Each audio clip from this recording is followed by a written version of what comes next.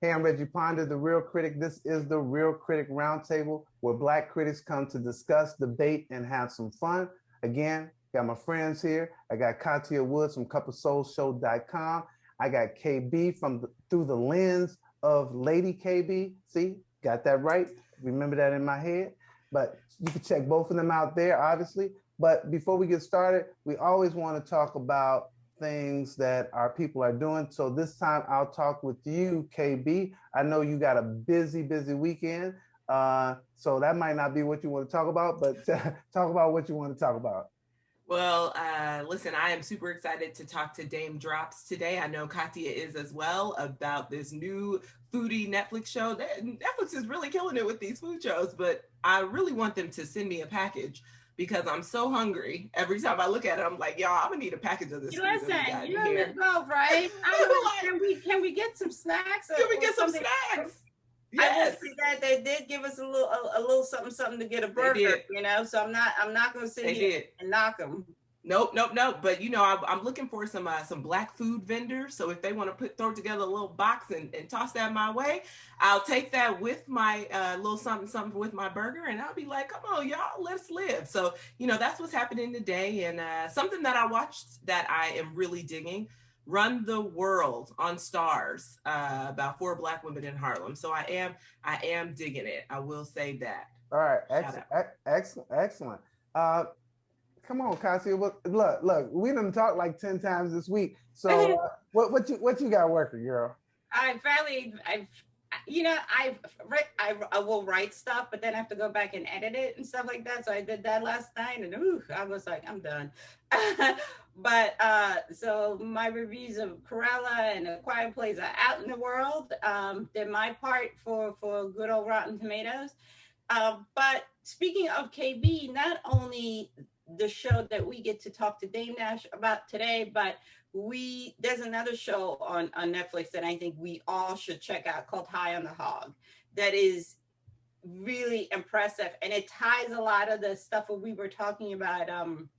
I mean, we all had the pleasure of speaking to Barry about the Underground Railroad and how Cora took the okra seeds, and I was like, ding, ding, ding, ding, it all tied back because, and I talked about that in my review also, where I was like, food, she took the food not because, you know, she can eat the okra seeds, but it's, again, another tie to the continent. And I think, you know, I really like what Netflix is doing with the street food series, with this and with that, where they are really showing how food is much more than something that you consume. But I'm with KB. If we're gonna keep watching these food shows, we're gonna need a little something to help us.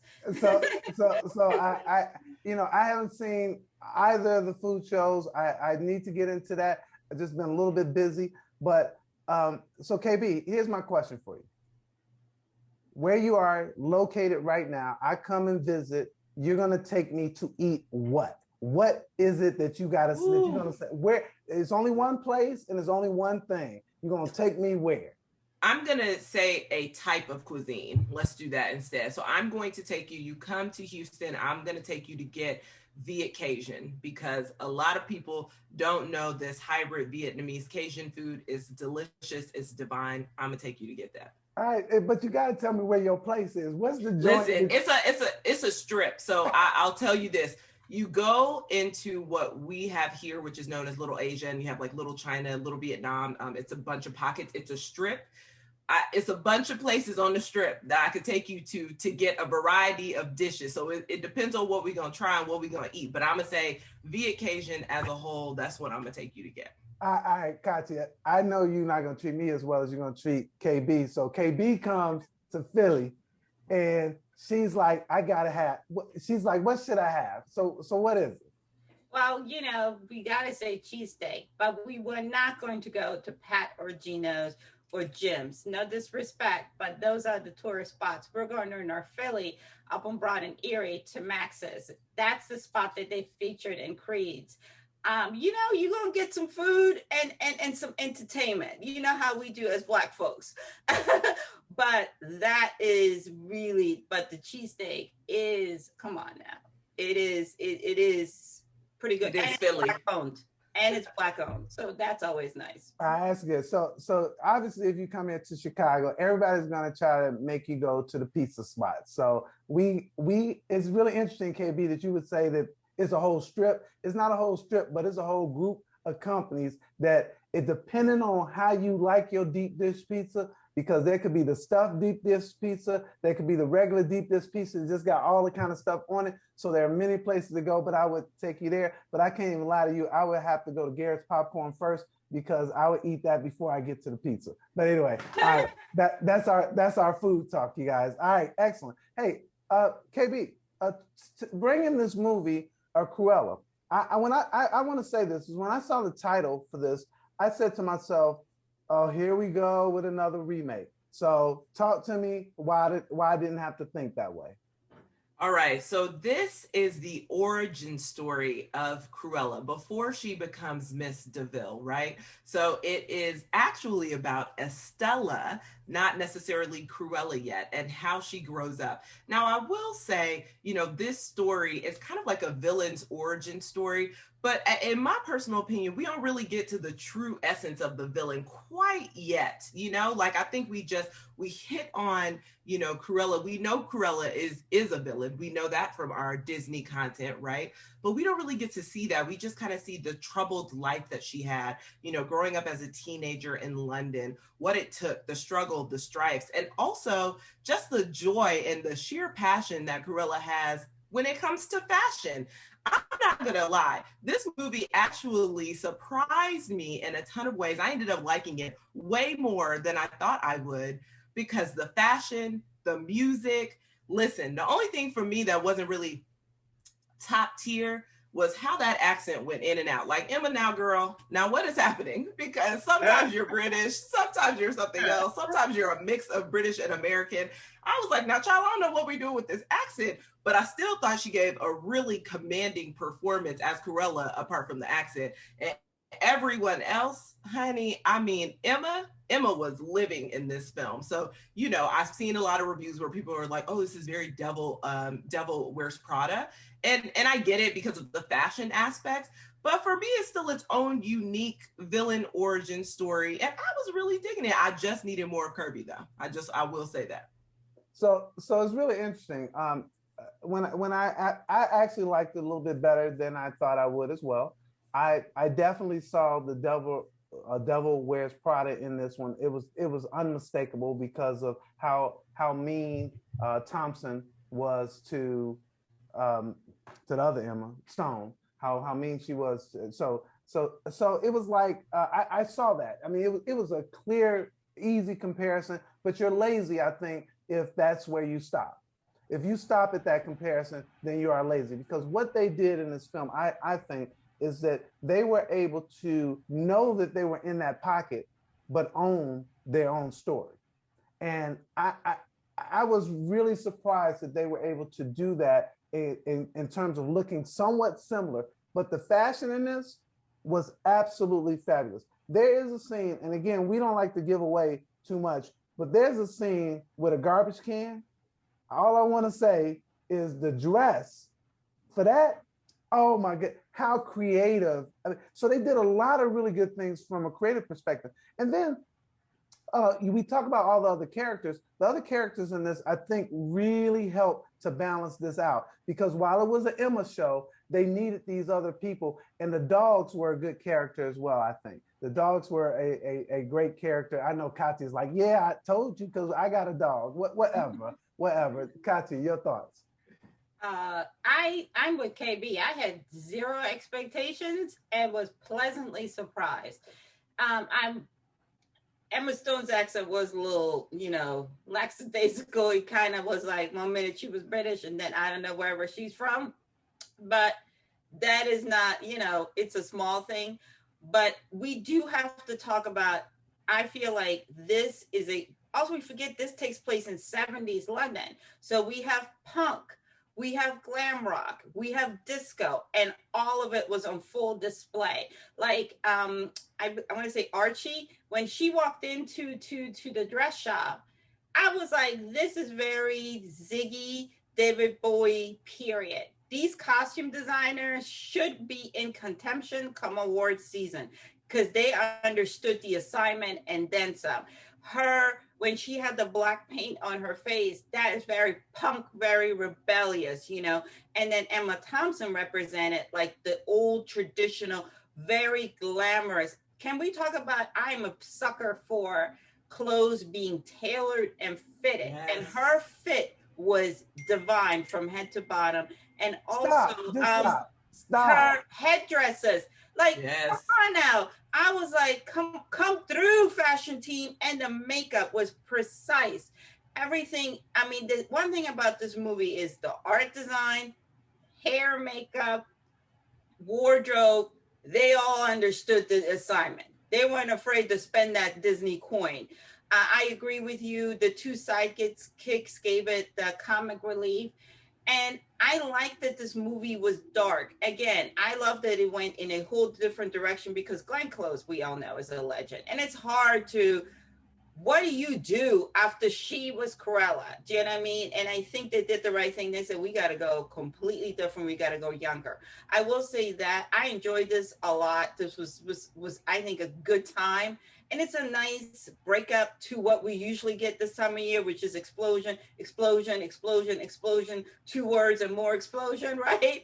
But I will say that it's a little dark and there are some moments where I think younger kids, when I say younger, I mean 5 and below, are going to get confused or maybe traumatized at some of the stuff that what happens in the film, because, you know, they're young and they don't necessarily connect it. So I wouldn't let my younger kids see it, but like tweens, grade school, they're fine. But this was really, and I really liked Emma Thompson in this. Like she was, yes. Divine. Like she really was like that. Really, like I don't care. I don't care what the problem is. This is all about me.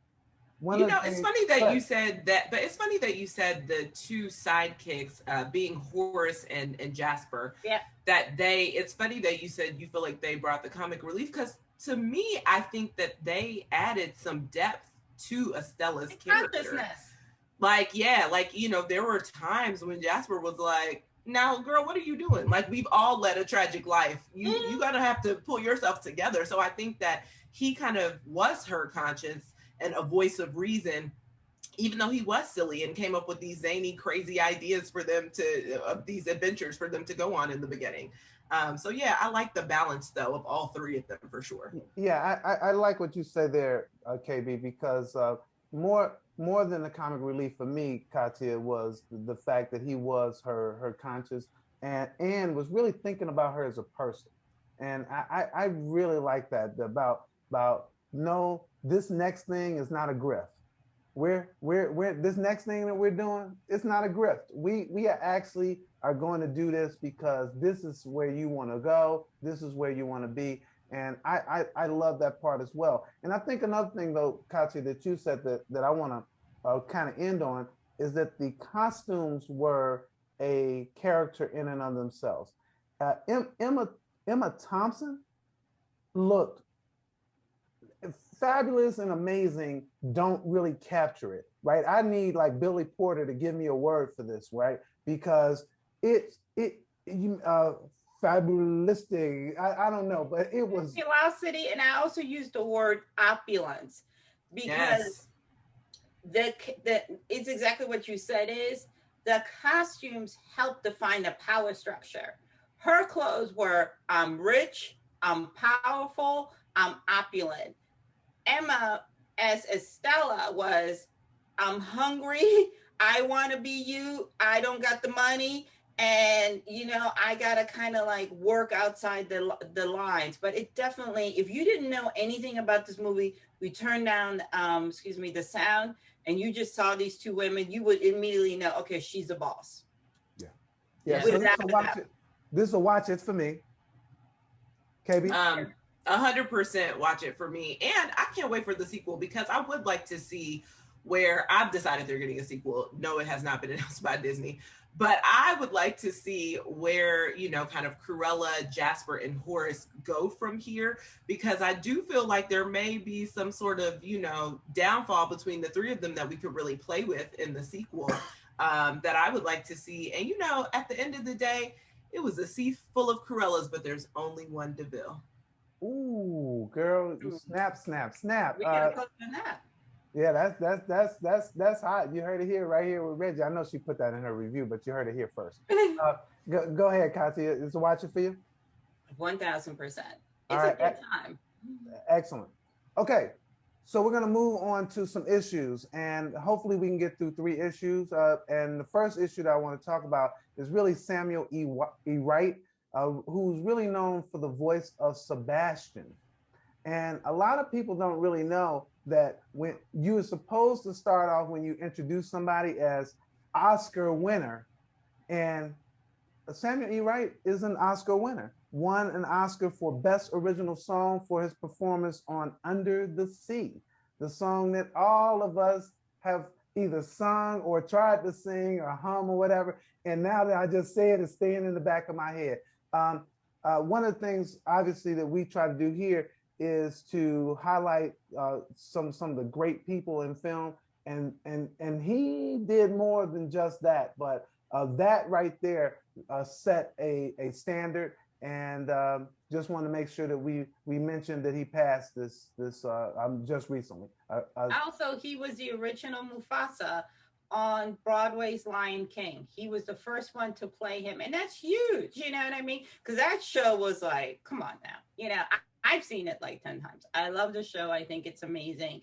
And that shows you the versatility. He wasn't just a voice actor. He was an actor, and a Broadway favorite. And I think we need to do a better job, I always say this, on giving flowers to these Broadway performers, because let's be honest, majority of them are triple threats, and they're way more talented than some of these other folks that get paid more money. Well, I want to let's give them their flowers while they're above ground, especially as we are starting to have Broadway come back in New York in the fall.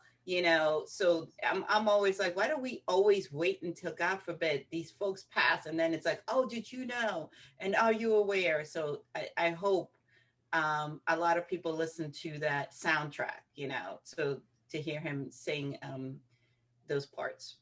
Go ahead, KB. Yeah, just rest in peace. There are often times where we don't know the breadth or the depth of someone's body of work until they pass away. And I feel like this is one of those moments as well.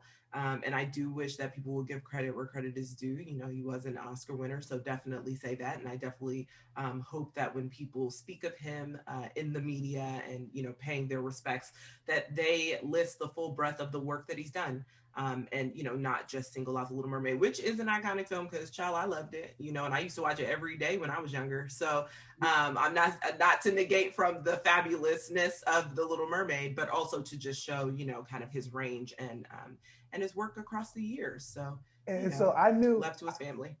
I knew that Katia would know this, but I didn't know this. I didn't know that he replaced Ben Vereen in Jesus Christ Superstar. I didn't know that he was in The Tap Dance Kid. I did not know that because, you don't get to theater as much as you like. And so it's so, his resume is very, very impressive. And again, rest in peace. All right, moving on. I got to ask you guys about this. So the Friends reunion is in.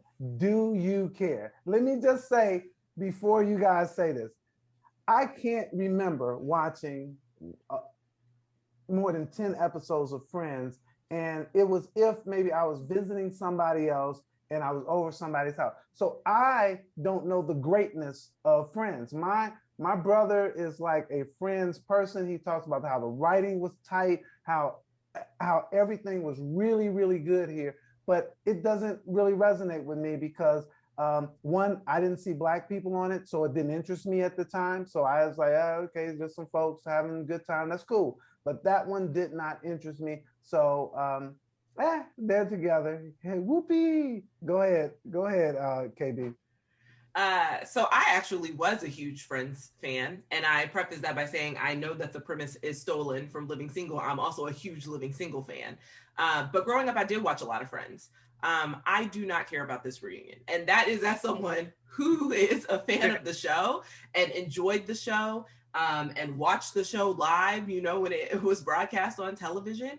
I didn't necessarily need this reunion. In fact, y'all, I'm not gonna lie to y'all, I didn't even know when it came out. So last night I was on Twitter and somebody was like, oh, I watched the Friends reunion. I said, oh, that dropped? Like, it completely slipped my mind. The amount of money they paid them to do this reunion, number one, I thought was like wild. I mean, I was like, dang, they get paid all this money for this reunion?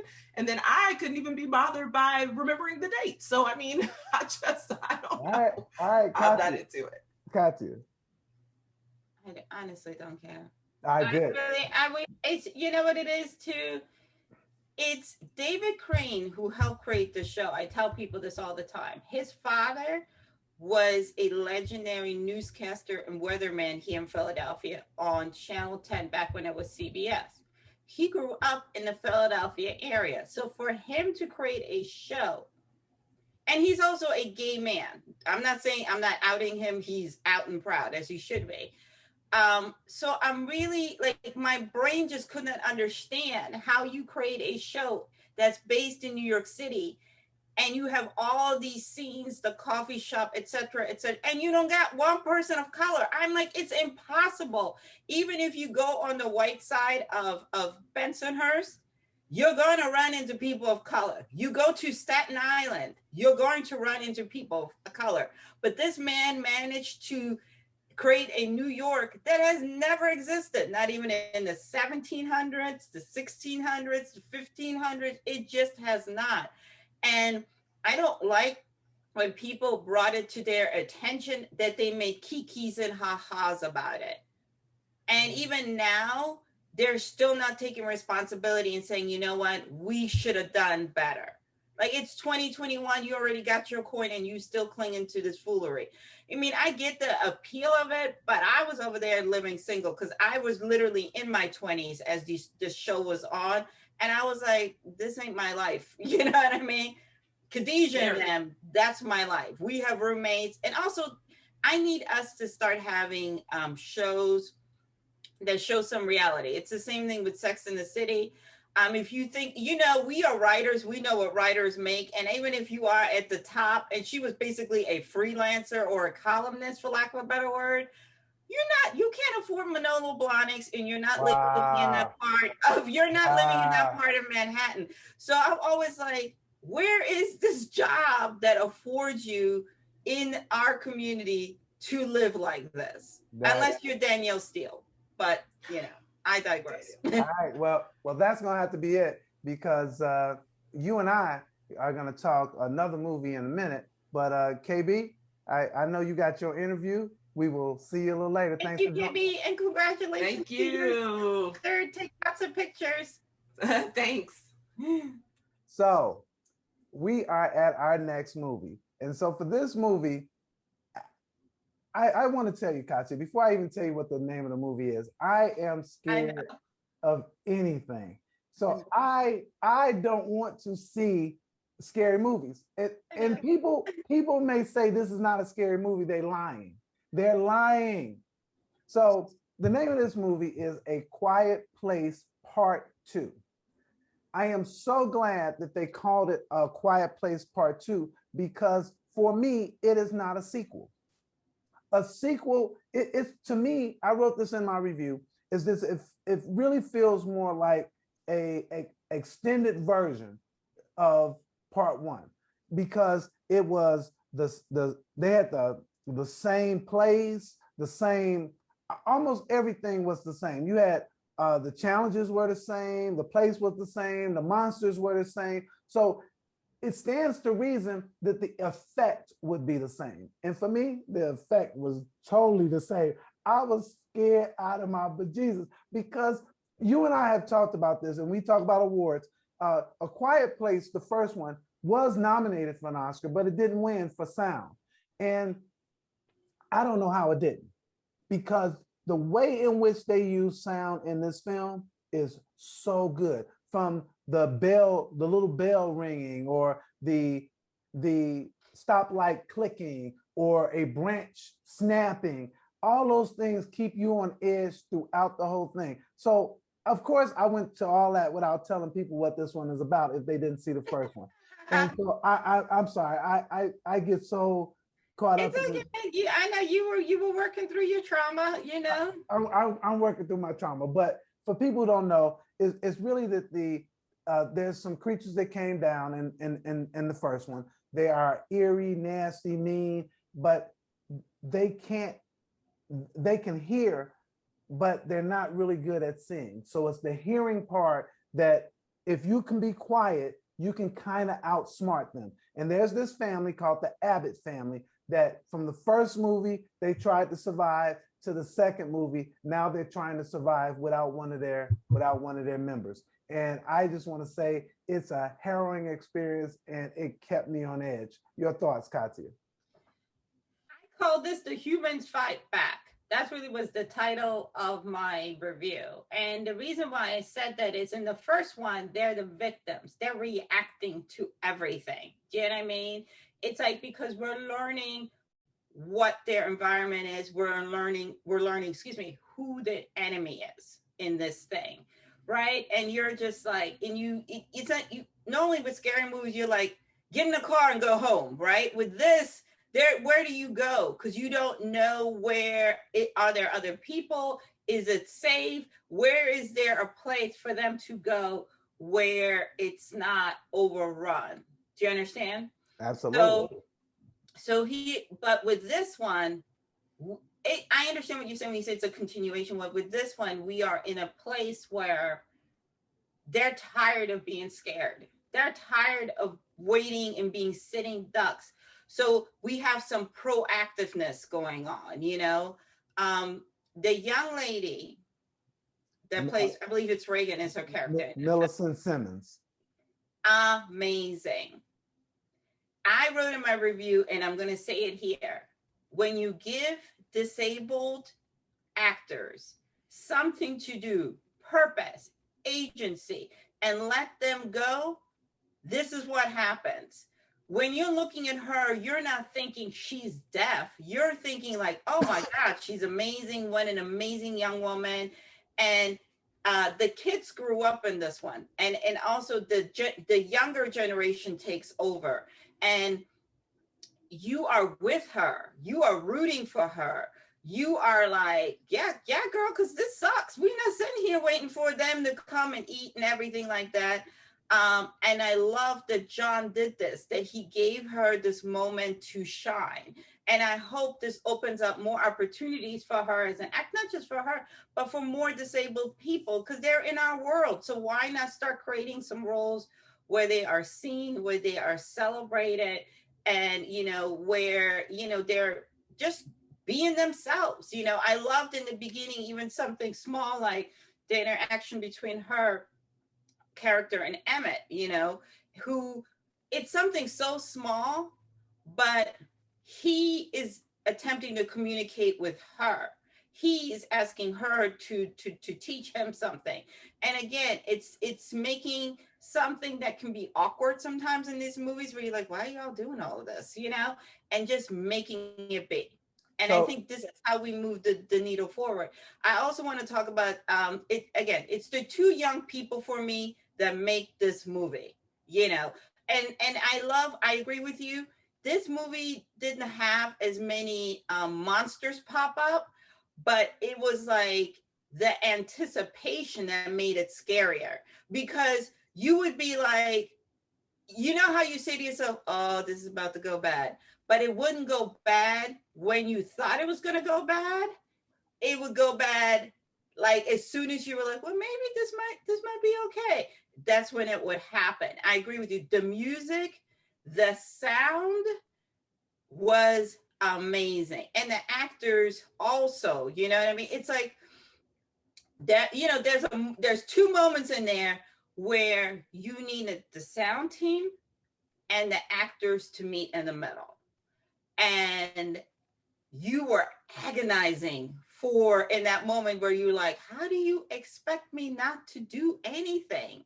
You know, and you're right there, you know what I mean? But again, I love that the young people, especially that the young lady, became the heroine. What a beautiful thing to say to young girls. So absolutely. So in my review, I talked about how the women really ruled here, because they really flipped it on its head. Is how you get Millicent, the daughter, leading versus the son, who was a little bit more scared, and you would a lot of times think, oh, the guy is going to take charge, but she really took charge. But here's what I liked about when you talk about how you give people with different needs a chance in our industry. What I liked was that they made her a regular teenager. Because I did not like her character initially, because she did not listen to her parents, which is what a lot of teenagers do. Mom is saying, don't do this, don't go here, don't blah, blah, blah. But she's like, I got something to contribute to this world. I think that I got something to contribute. And she's rebellious and defiant and goes off and does it because she's trying to help her family. But it really feels like any other teenager. The thing that John did in this one, John Krasinski did in terms of writing this, is that you said that you hope that there'll be more roles. It all started with how he wrote this, is that he wrote this with her at the center, with understanding. When you start thinking about sound, there's no way that you wouldn't think, oh, I could put somebody who doesn't really hear all of this into this film, and the way in which they play it will be authentic. It won't even, and all of them learned sign language. This was, to me, this was so good. It is so scary. I am not recommending it. It is not a watch it. Do not go. Do not. No, I'm kidding. I'm just saying. I agree with you, but I will say that. I will say she stands out more than him, but he had a nice arc. We always talk about some of these arcs that don't make any sense. Like, why would you do that? You know what I mean? I'm like, but in his case, and I will also say that she's her father's daughter, because she saw his work. She was more like him, because he was a go-getter. She saw his work. She saw what was happening. And she says, this is what he was working on. I'm going to finish what he was working on. And, but I also think that the young boy gives you a nice arc. At some point, that's like what I'm saying is, at some point you sick and tired of being scared, or you got to stop being scared, because that ain't working. We still out here on our heels, walking around with no shoes and whatever you have to, which really killed me. I was like, y'all haven't got no shoes on. Like, I get it. But that's also nice to see, where he was like, you know what? I'm tired of being scared, But again, this movie really, it's a smart horror thriller. It's the, how with Friday the 13th, we always said we so tired of people doing dumb stuff. We're like, we know you're gonna die, because you have to die just out of sheer stupidity. This is the opposite, where this is, you're scared and it's smart. And I'm a scaredy cat too. And if I'm telling you I can sit through it, you know what I mean? No, I can't talk to you about it. I ain't never seen it, not gonna see it. But if my scaredy self can sit through this, you can too. Just, get yourself a buddy, hold their hand, and just kind of like be like, this is key. This is key. Get yourself a buddy and hold their hand. So Katya, I rate films in my reviews from 1 to 4. So if it's a 4-star, a 4 reel for me, then that's the best. To me, this is a 4-reeler for me. I think everything you said, it was smart. The actors did a good job. The sound was amazing. There was nothing in it that made me say, nah, that wouldn't happen. I was in it all the way. I really am. I hate to tell people to run into the theaters, because I don't know what the theaters are doing these days in terms of making sure that people are safe. But this is the one to see in the theaters. Is the big screen. Have 2 buddies, so you can hold 2 people's hands And this is a definite watch it for me. I agree. I mean, if you're gonna go to the theater, go for something good. If you're gonna go through all of that, put your mask on, your protective gear, or whatever. At least, don't you want to spend your money on something that is going to be good? And this is it. You know what I mean? I wouldn't tell you to just, and also, this.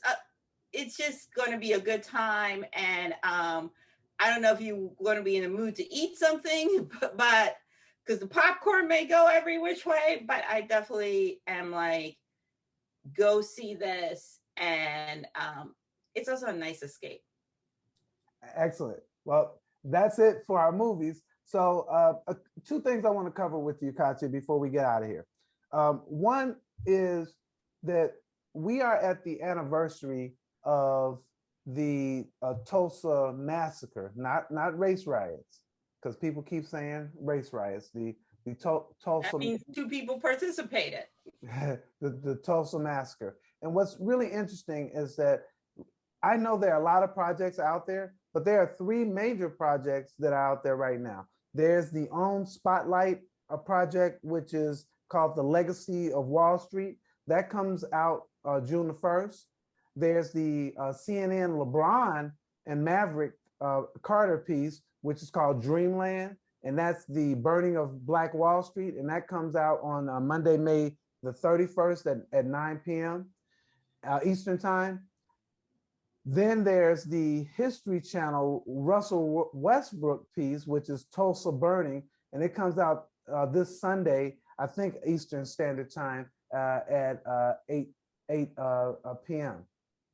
And I was saying to myself, why is everybody doing a piece on this?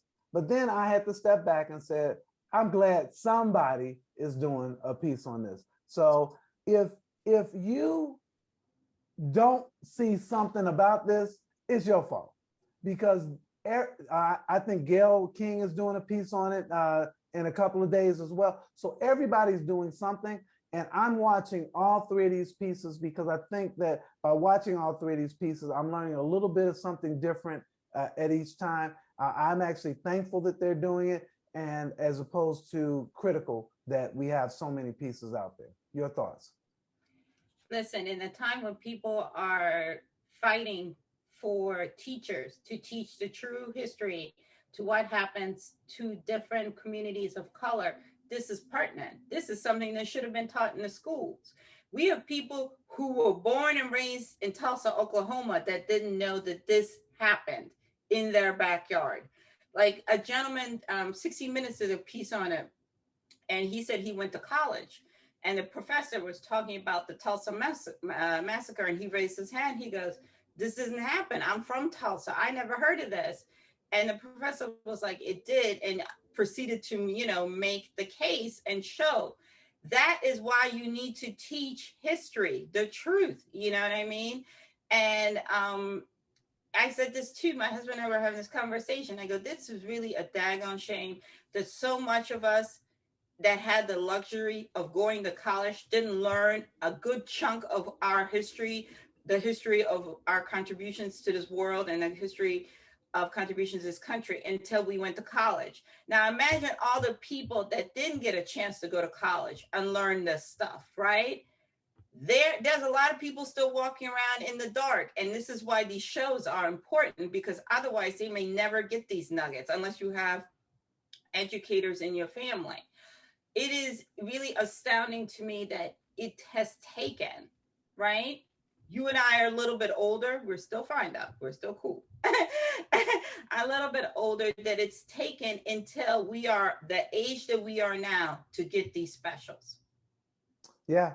And that's the thing you have to ask yourself, like, and I agree with Ava DuVernay's assertion, like, first Black, first Asian. We should be ashamed of yourself. We're in 2021. This ain't 1920 that we still are having first. And a lot of that is, again, because people don't want to tell the truth.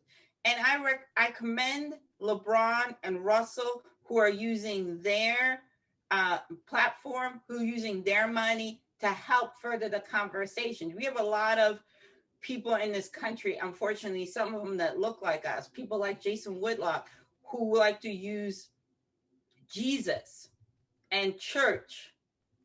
And one day we'll talk about why some of this rhetoric is very counterproductive to us as Black people, but they like to use that and say that their conservative values are family values. And I'm like, isn't that what was used to enslave us, to other us, to second us, to justify us living on the other side of the train tracks? And to show you, for those of you that aren't familiar, how this massacre affected the community to this day. If you go to a lot of Southern towns or Midwest towns where there is a train track, the Black people live on one side, the white people live on the other.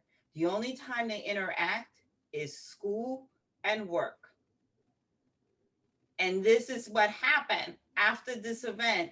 The Black people were like, we are only interacting with you on a need basis with the white people. And this is where a lot of fear comes through. I always say Black people are not prejudiced because of what they experience. Not all white people, but white people are racist because they deem themselves to be superior. And therein lies the difference. This event is so rooted in that community that to this day, the descendants and a lot of people that know about this are like, I don't really want to interact with you because I don't want this to happen again. And also do yourself a favor, and I don't mean to be ranting or going on, is Google on social media the testimony of the survivors of the massacre. There's a beautiful woman, I forgot what her name is. She's 107 years old, and her brother, who's 100 years old, testified in front of Congress. And they explained what they experienced. They were kids that day. And they are asking for justice. That community is asking for justice.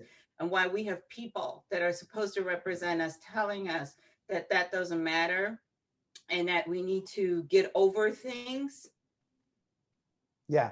So I'm really glad that of all the stuff that you just got through saying, and I'm glad that you also shine some spotlight on the fact that you get people like a LeBron and Maverick Carter, a Russell Westbrook using their capital, and I don't mean money, so just money, but using their social, political, and monetary capital to shine a light on this story.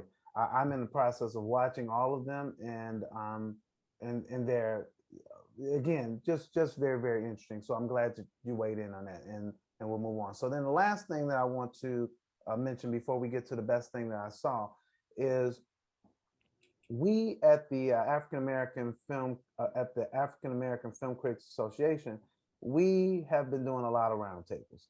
So there's 3 that I've done that I just got back, and I'm going to put out there for people to see. So I know you'll probably talk about the 1500 because you are the moderator of our roundtables. But I just received the clips for Black Love, which is on OWN. And so I'll be putting out a little piece about that. And I hope people will go check out that show. Really, really interesting, where it talks about Black love with couples.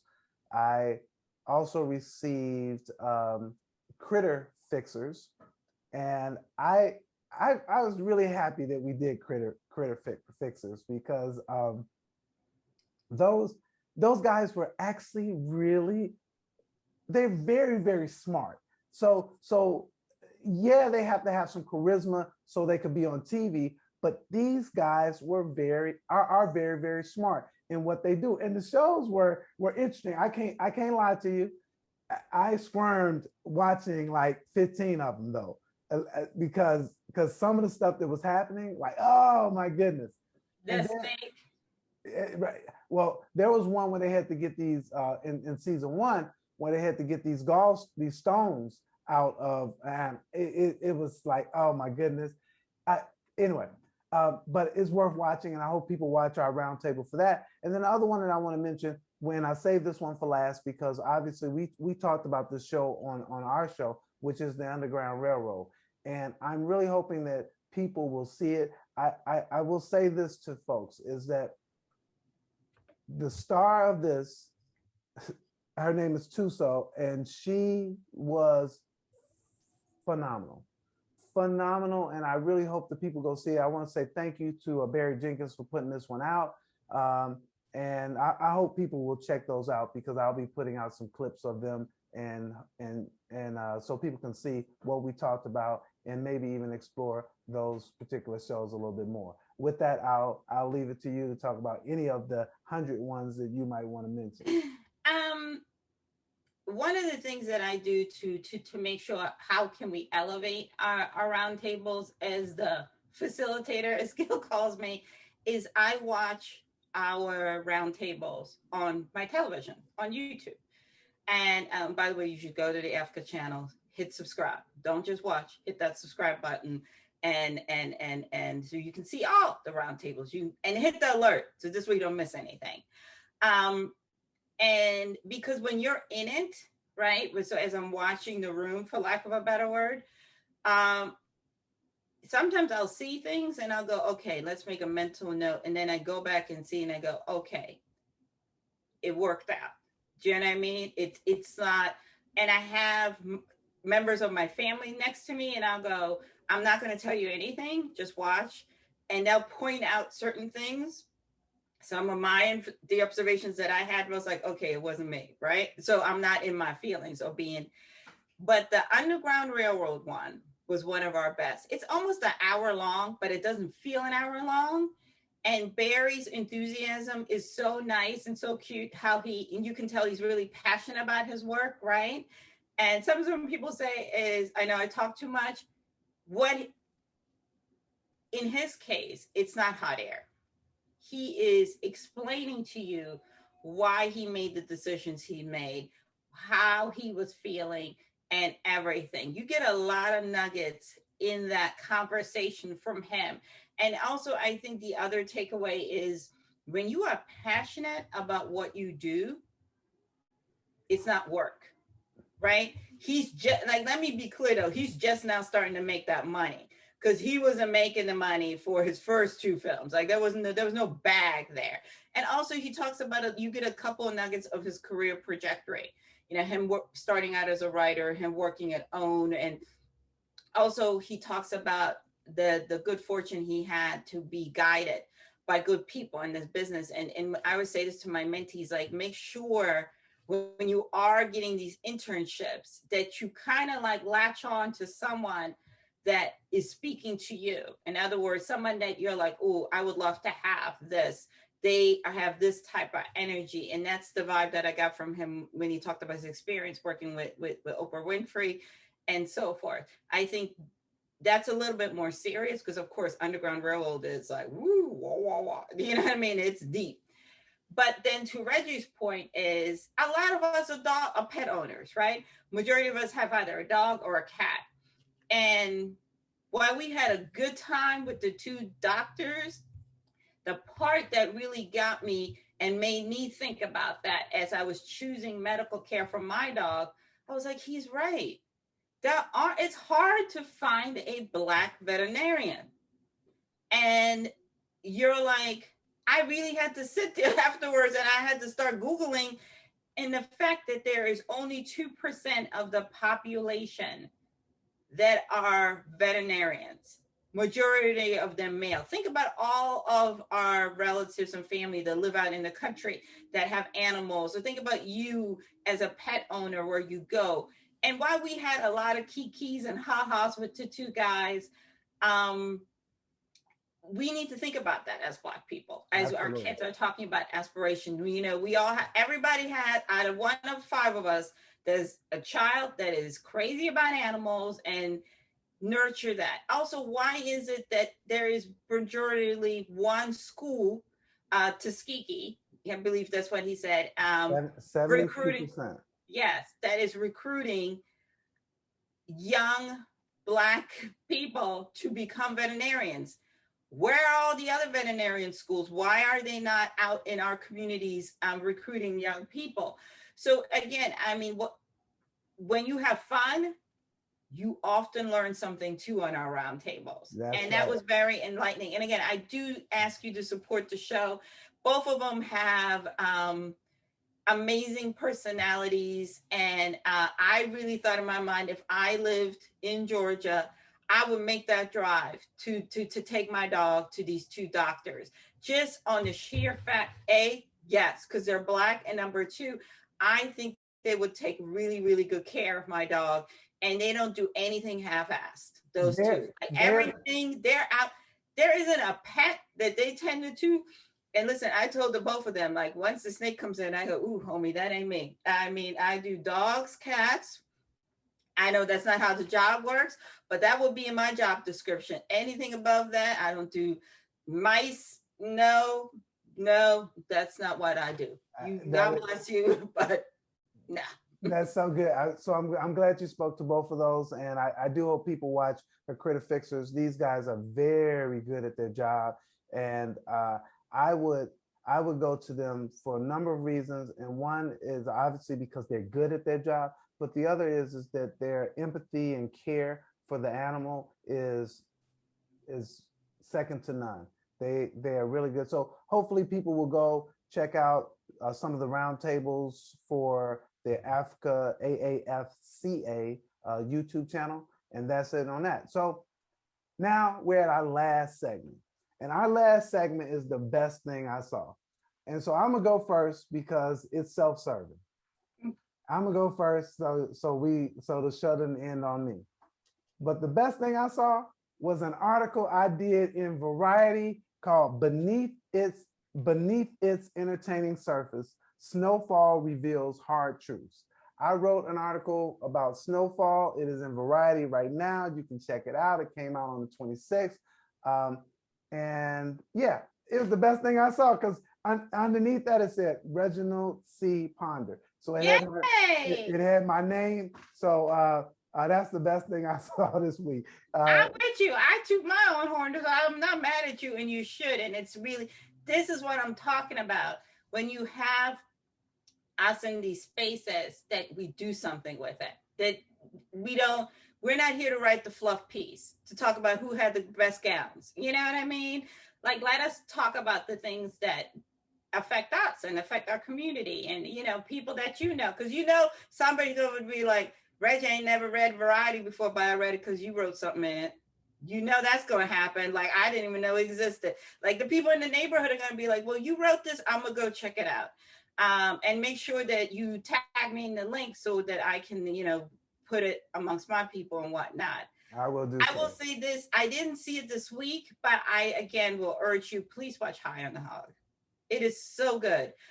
I will say to you, you may want to eat something before, because if you watch it on an empty stomach, it is going to be a problem because the food is delicious.